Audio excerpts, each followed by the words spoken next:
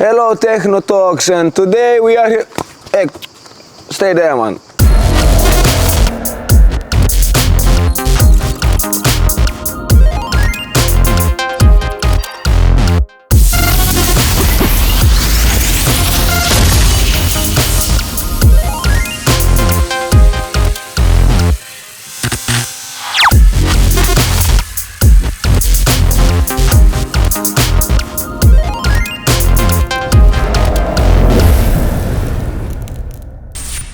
Hello Techno Talks. It's a beautiful day today, and let's say today, on this beautiful day, we are hosting legend himself, DJ Iko, young man from Slovenia. You're right, Iko, yeah? Yeah, I'm all right. All right, that's nice, that's nice. Like a day, you're beautiful as well. Let's say, what was your beginning? My beginning with music as a genre, it was with me since childhood, you know. Right. My childhood was always like being interested in music and all of that different stuff. I started with classical and then moved on to electronic. I really felt inspired by classical music because it's like an art form you only make up in your head, you know. It's like a psychological thing. And with electronic music, it basically started as like a way to get on easier with life, so to speak. And I really found myself in those bassy sounds and all of those different sound spheres. And I throughout my high school years and all of that, I really became one with techno. All right, but let's say first you was listening to techno, partying to techno. Yes? Yes, I was basically only listening to techno in my high school years because there was like a so-called bunker underneath our school. Me and my good friend would hook up those multiple PA systems together, and we would only put on techno. That was popular at the time. So that was kind of your start with music, techno.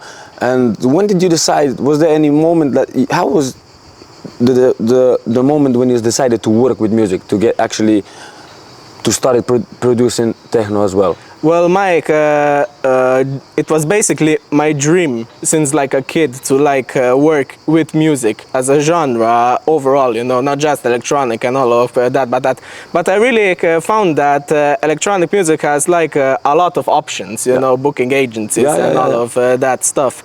And I only found myself listening to techno, and I thought that techno was really within me, you know. So I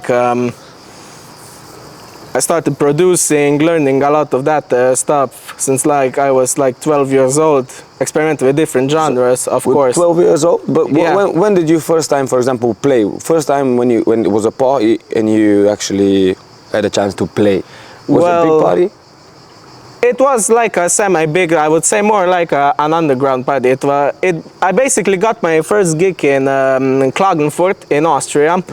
And thanks to my good friend and co-owner of our label, Dom Trin, he was Say no more. He actually talked about me and all of that stuff, and said my name in a good light, you know, and that's how I got my first gig. And the party was really supportive. I really liked the folk and the promoters and all of that, all of the people, you know. Yeah, but did you have any pressure, first time, you know, some people listening to you, all this, did you have any pressure? Well, of course, there was a lot of pressure in the beginning, because it's you only make that stuff in your free time, and you become somewhat emotionally connected to all of that stuff, you know. Of course. And you don't know if people will agree with you in that light or not, but it was really nice. The people were very supportive. I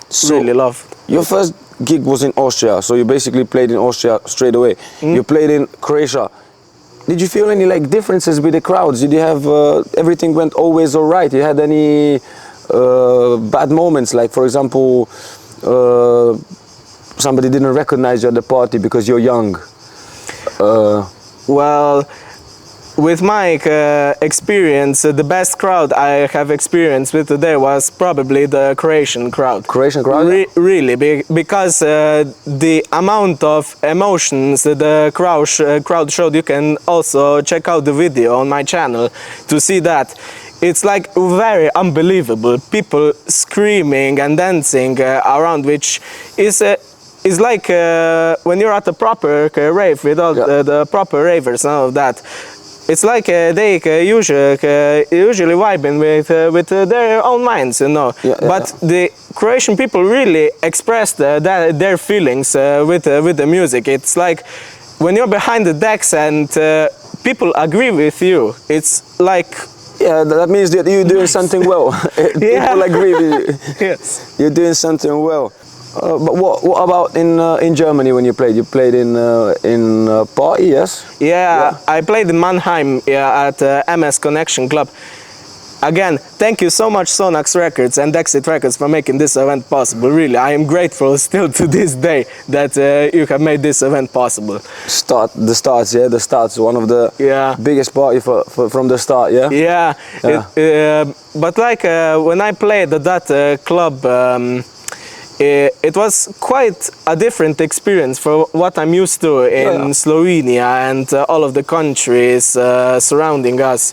It's like, of course, techno culture in Europe originated there, and I really connected with the crowd again because it's a different way of expression. You know, we can move around the same, and if people like express their feelings with their track, with the track that's playing, of course. So nice. Let's say you started producing and doing actually for real this in Corona time.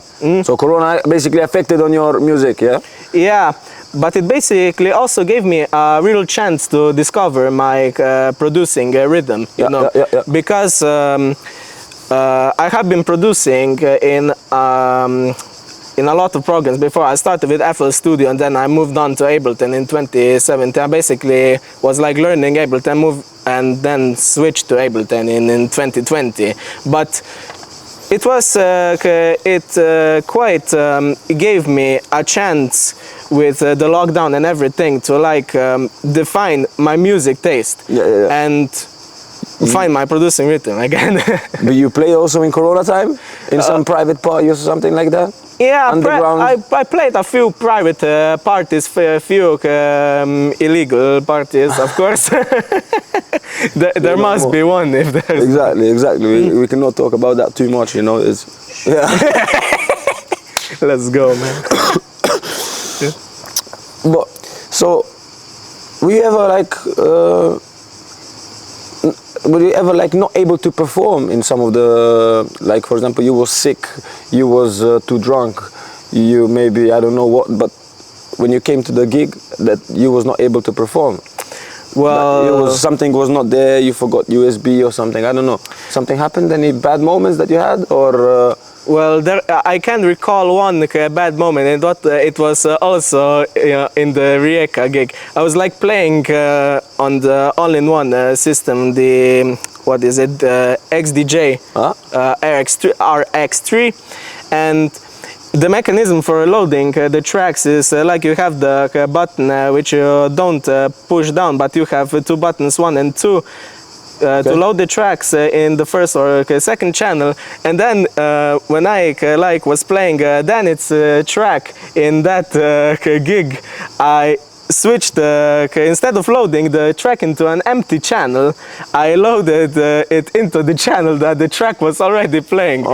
Immediately press play so that the music wouldn't stop. Well, it did for 1 second, but 1 second was a bad second, bad second, but a second was a bad second. I'm really grateful for the upper powers that they didn't worst moments haven't happened yet. I always carry like 3 USB sticks with me for backup, so I do hope that less of these bad moments will happen in the future, you know. What about good moments then?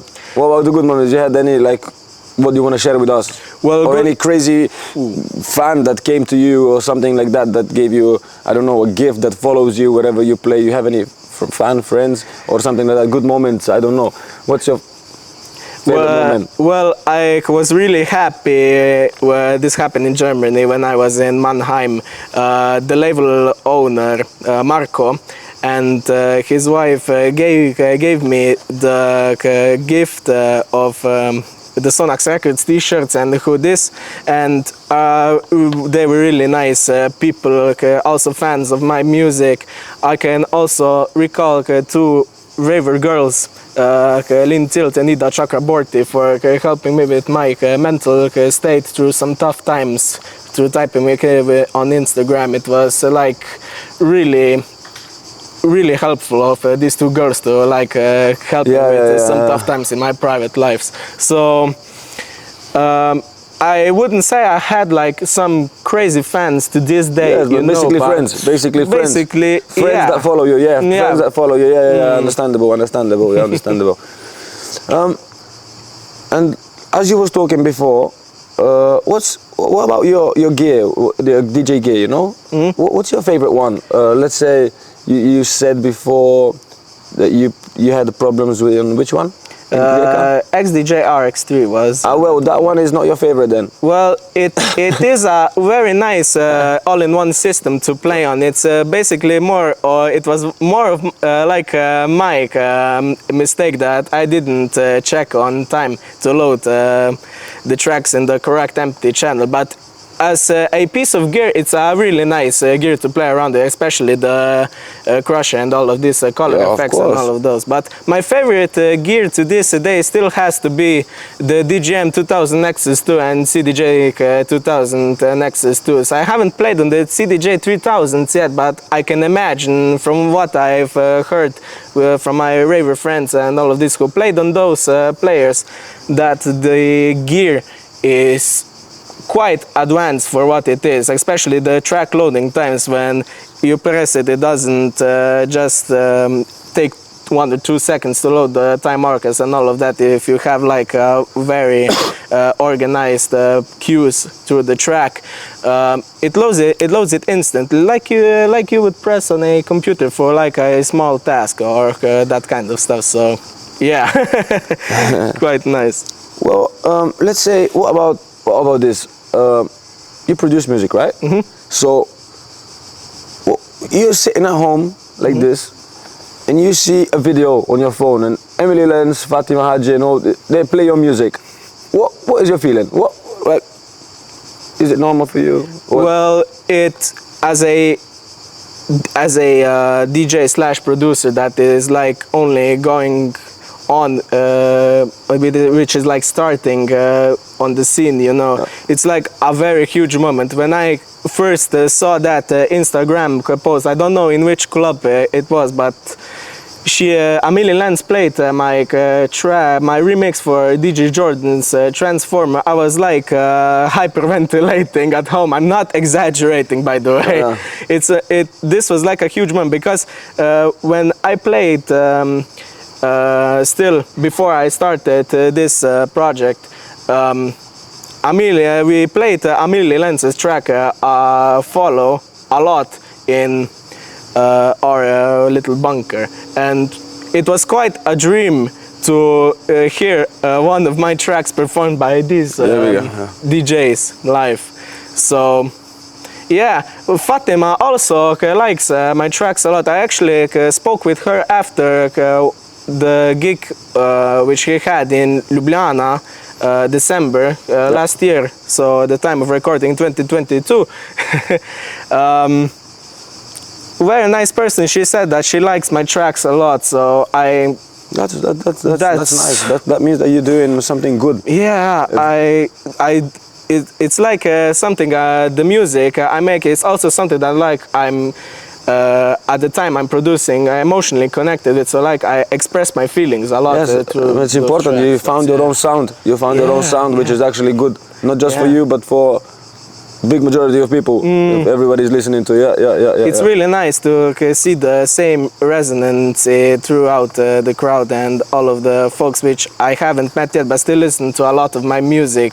It's like a feeling that you can describe, really. You can describe it, really. But did you try to produce like something else? Like you produce our techno, did you try to produce something else? Like any other music? Well, with other music, that was basically like, it went like this. So I mentioned I was like, I will start in like 2014, so basically I was 12 years old when I first opened up the programs. I basically experimented with a lot of different genres. At that time, mostly electro, and at the time modern EDM, which I don't like, unfortunately, anymore. But it gave me a lot of lessons and a very different perspective to how these tracks that the DJs played are like made, you know. But with techno exclusively, I also produced. I started basically with cosmic techno. Such as my tracks Levitate in Space and this Chasing Penguins. Of course, I basically don't give a fuck what I name my tracks. Here you go, audience. If you have a question me about my tracks, I really don't give a fuck what the name is. Yeah, exactly. But the crazier the name, the crazier the track then. True. Yeah. Basically.